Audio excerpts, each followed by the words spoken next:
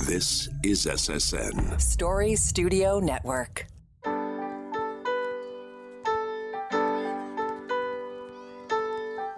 Hi, my name is Pamela Fuselli, and I'm the host of Popping the Bubble Wrap.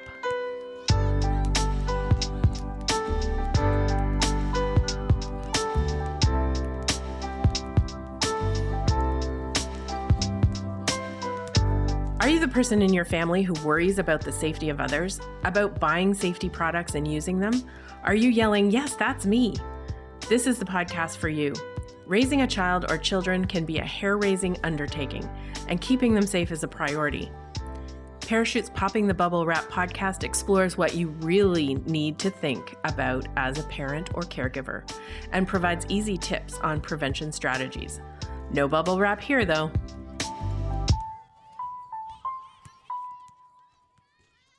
Getting into a vehicle and driving from place to place is a normal part of everyday life for many of us. We go from point A to point B without incident, but unfortunately for many others, a trip in their vehicle results in a life-changing crash. This episode will be a different format from the others, and just a warning to listeners that we'll be sharing information on and details about a vehicle crash involving children. Today, I'm joined by Eran Jones, who is a child passenger safety advocate, a child passenger safety technician, but most importantly, a parent. I invited Eran to come on Parachute's Popping the Bubble Wrap podcast to share her very personal story about a crash that changed her life and the life of her family. Eran, thanks so much for being willing to come on to the podcast and share your story. Thanks so much for having me. It's an honor to be part of this podcast. Thank you. Can you maybe, if you want to start out by telling me a bit about Haley and Trent and your family before the tragedy happened? So we were the average New Brunswick family. There was my ex-partner. He had 2 children from a previous relationship, which was Haley and Owen. And then I got pregnant with Trent. So our family was complete. And like many of the Atlantic provinces, families move out west for better earnings and the better life, essentially. What we didn't know is that better life would end up in tragedy. So before we get to that, Haley and Trent. Haley was a really bubbly, spunky little girl. She really loved the song Red Solo Cup. And she really, really liked ladybugs. That was her thing. And for Trent, he was my first biological child. I suffered multiple miscarriages before having him. So he was my rainbow baby, my first rainbow baby. He changed my entire life. He was just, it's hard to explain how wonderful of a little boy he was. Mm-hmm. We had special moments. Like everybody kept telling me that you shouldn't be waking up at 2:00 in the morning to cuddle him on the couch. And now looking back, I have all those memories of just us cuddling on the couch at 2 a.m. And he really loved bunnies and Thomas the train. So I do have a lot of those little toys that I still keep on and hold on to as a memory. As a memory. Yeah. And it's been 10 years. It'll be 10 years this March, right? Yes. When the crash happened. So can you tell us a bit, share what you feel comfortable with about, the day of the crash and what happened? Let's go back to the day before, okay. Which was my birthday. My birthday is March 20th. And so on that day, we celebrated. My sister-in-law had brought me a cake. She brought me a wonderful Eeyore teddy bear because I kind of was obsessed with Disney, Winnie the Pooh. So she got me an Eeyore and a wonderful fruit cake. It was delicious. And then the next day they were announcing snow.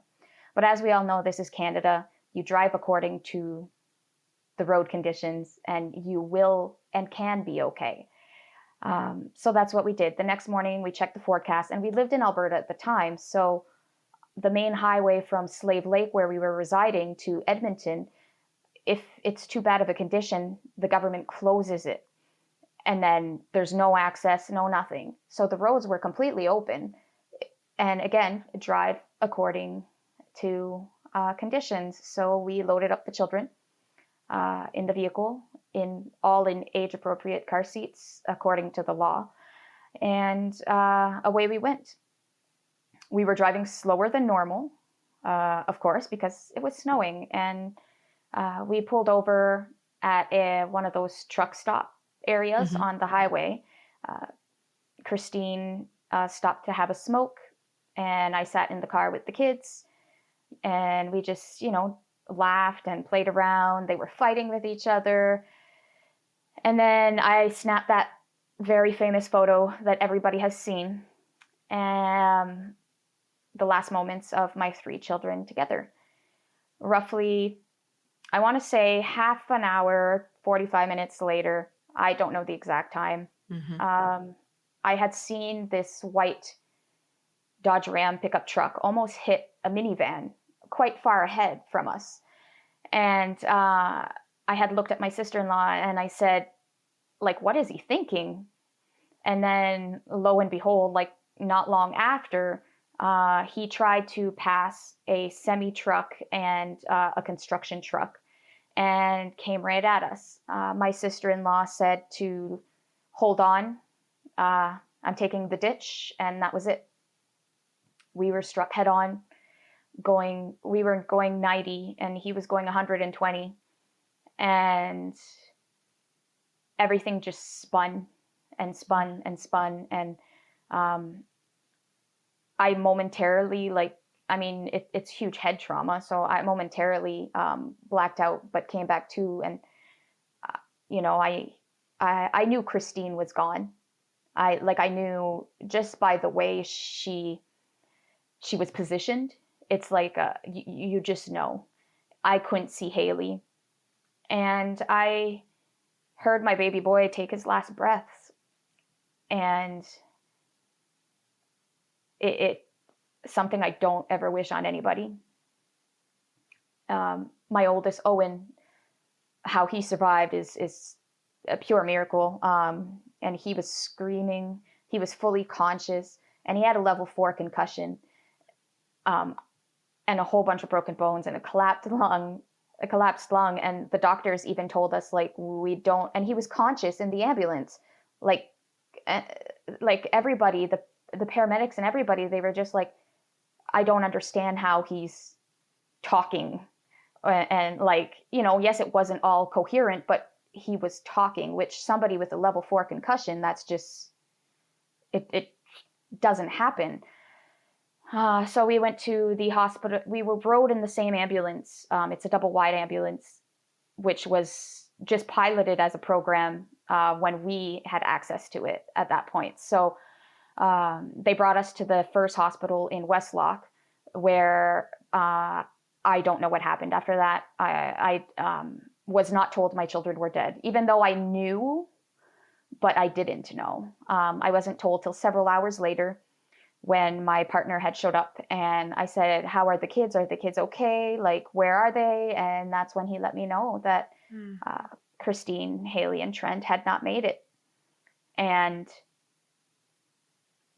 I just, at that point, I was like, I was in shock, clearly, like you just told me that my kids are gone.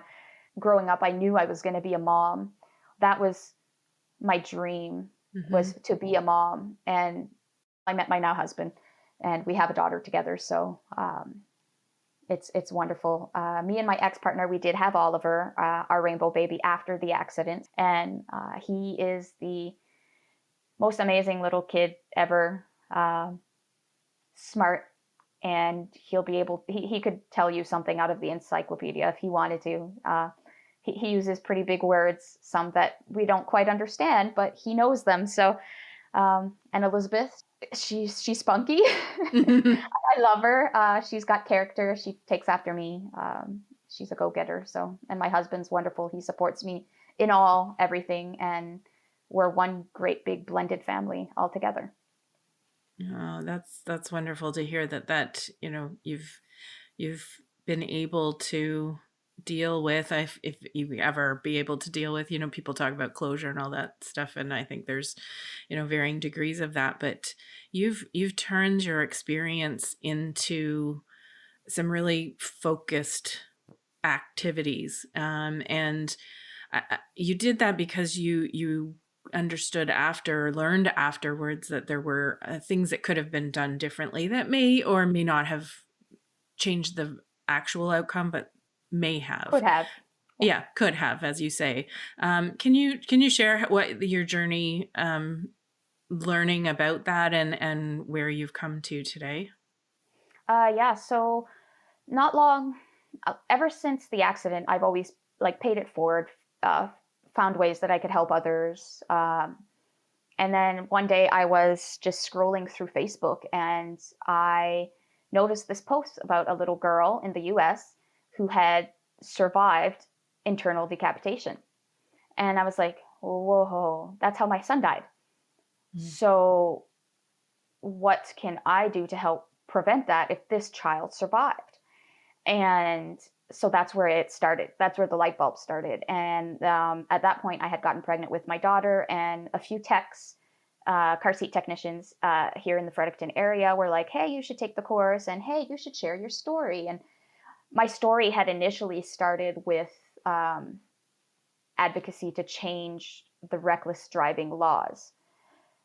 However, that's a bigger project. And when Catherine from Child Safety Link had reached out to me, she's like, your story has power. And I didn't know what that meant at first. I had no idea what the power would be. And it just took off from there. It started with, online campaigns and online, like, hey, this is my story. This is what happened to me. And this can happen to you if you do not use your car seat correctly. And, it got me looking into more of like the legislation and the federal legislation as well around child passenger safety. And I was just shocked at how long it had been since anything had been updated, like everywhere. So, it lit a fire in me, and, 2 viral posts later, I'm blooming and I have this amazing experience too, right? Like, so it's just, I've helped out thousands of families, and that's not an exaggeration. I've helped out thousands of families since I've been certified in 2018. And it's so rewarding reading the comments and like on one of the mom groups, someone had shared my post, and one of the moms was like, if it wasn't for Eran, my kids wouldn't have survived our rollover.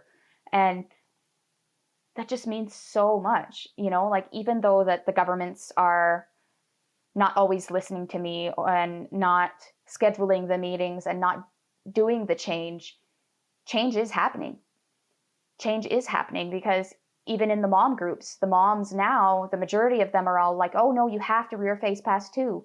So, my message is getting across, and it's wonderful. It's wonderful.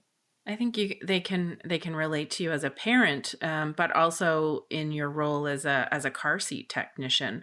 Maybe you can explain a little bit briefly about what do you do as a car seat technician? How do you advise people? And you gave a couple of examples of the results of that work that you're doing. As a car seat technician, I help parents, caregivers, professionals who transport children learn how to install and use their car seats correctly, with the end result of them feeling confident in themselves to be able to do it themselves. It's not easy as it seems. Car seats come in all shapes and sizes, cars come in all shapes and sizes, and children come in all shapes and sizes. There is not a universal fit for everybody. So teaching parents that, not every seat fits every car has been difficult, especially with the marketing campaigns for seats on sale and stuff like that. Oh, this is the only seat you'll ever have to buy. And then it's like, okay, I'm sorry, but it really doesn't work in your vehicle. Or vehicle manufacturers that are advertising their vehicle as a family vehicle, when in fact you can't fit all 4 of your kids in your minivan if you have, like, it doesn't work that way. Mm-hmm. So, it's great to teach the parents and caregivers and all of that how to do it properly. It's a really fulfilling feeling, especially when I get return clients. They've had their second and third children, and then they're like, "Oh, can you help us again?" It's a really rewarding position.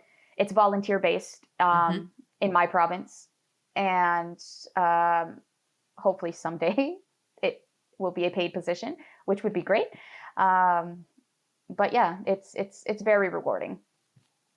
And it's so important to get the right information. As we learn more, the recommendations change.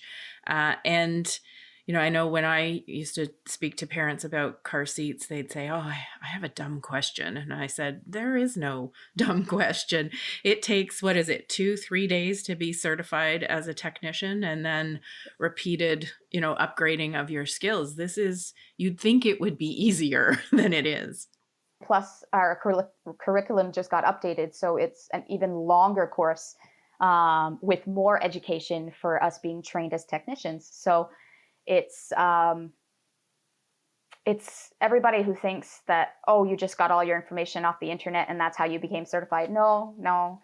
There's a lot of hands-on and a lot of technical, and I have clients that are like, "How do you know so much about all these seats?" It's like, I do so many of them that I have. It's embedded in my brain. You ask me about a certain seat and, "Oh yeah, no, that's not going to work with your car. Use this one instead." The majority of my clients are low-income families or newcomer families, so all while remaining budget friendly as well. So, right. It's. You talked a bit about the legislation and the law, and you have a Haley and Trent's law that you are working on in New Brunswick. And we know from those of us who are work in this area that the best practice recommendations often the law is delayed in reflecting what those best practices are. What is your vision for Haley and Trent's law, and what do you think needs to be changed? My main vision for Haley and Trent's law is that all of Canada becomes unified with a common car seat legislation, a common equal car seat legislation. As of right now, all the provinces have pretty much the same. However, there's some of them that are different in like the weight requirements and stuff like that. So right now, New Brunswick, for example, you have to rear face until 1 year and 22 pounds. You can booster at 40 pounds. And to be out of a booster completely, you have to be 80 pounds, or 4'9". And all of those are so minimum and so outdated. The legislation in New Brunswick hasn't been updated in 20 years. The only reason it was updated was because the top tether became mandatory in Canada. So, and altogether, the seatbelt legislation law hasn't been updated since 1983. And that's older than me. And when it was written in place, it was actually put in place for grown men, not grown women anyways. So there's a big gap between what it has to be for it to be all updated. So working provincially, one province at a time is going to be a lot easier than federal at the moment. But I will get there. I will. I would like to see things updated to reflect best practice and the AAP and the Canadian Pediatric Society. And,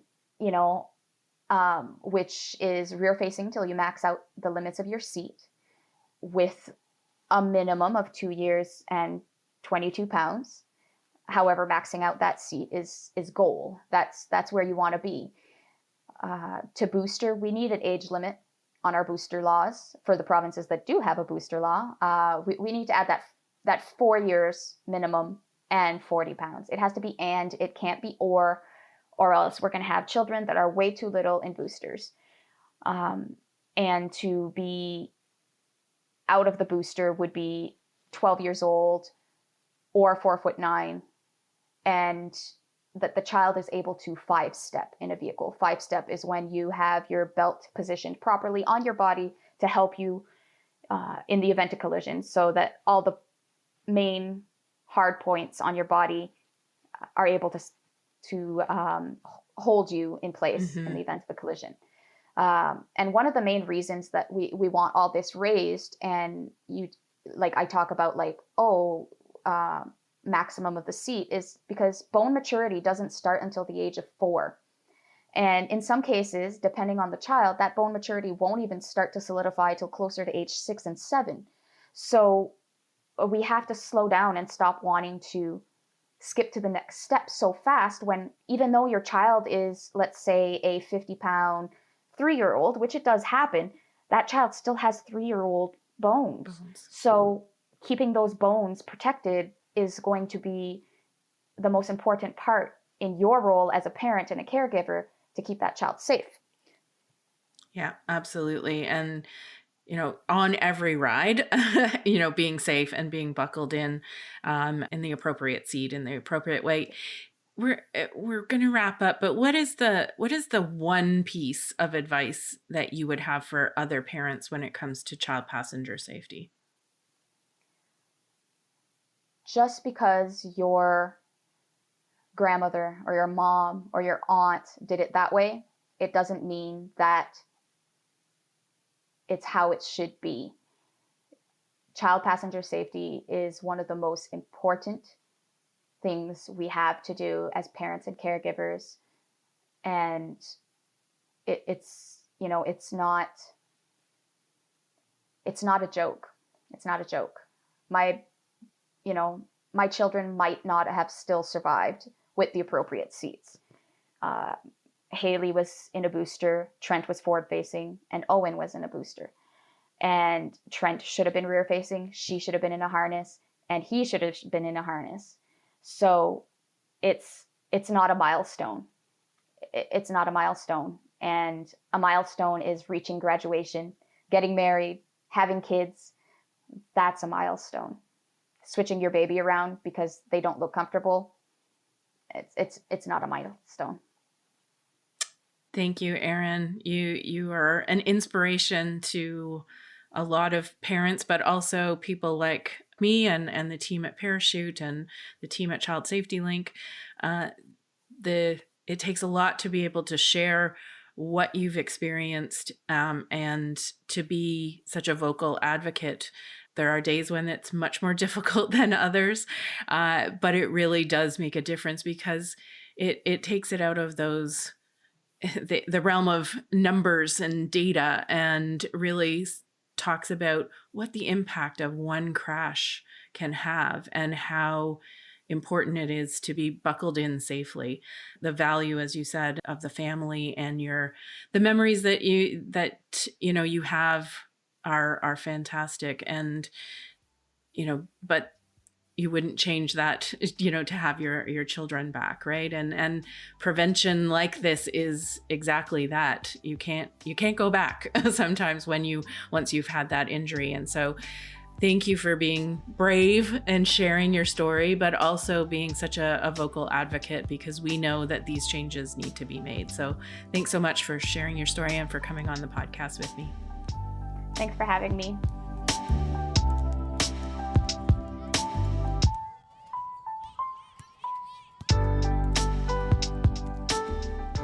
Thanks so much for listening to this episode. Popping the Bubble Wrap is a podcast of Parachute, Canada's national injury prevention charity, whose mission is for Canadians to live long lives to the fullest by preventing serious and fatal injuries.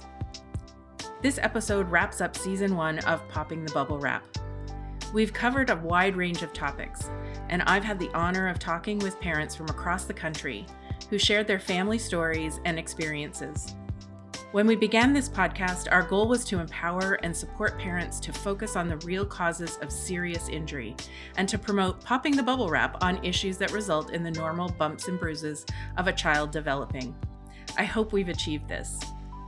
We want to hear from you. What issues or questions do you want us to cover in Season 2? Write us at poppingthebubblerap@parachute.ca.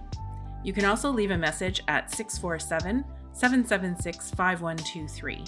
That's 647-776-5123. You can continue to help us reach parents and caregivers by sharing this link with your friends and family and giving us a 5-star review wherever you listen to your podcasts.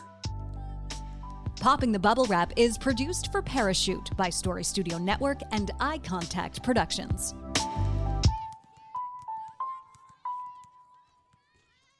This is Story Studio Network.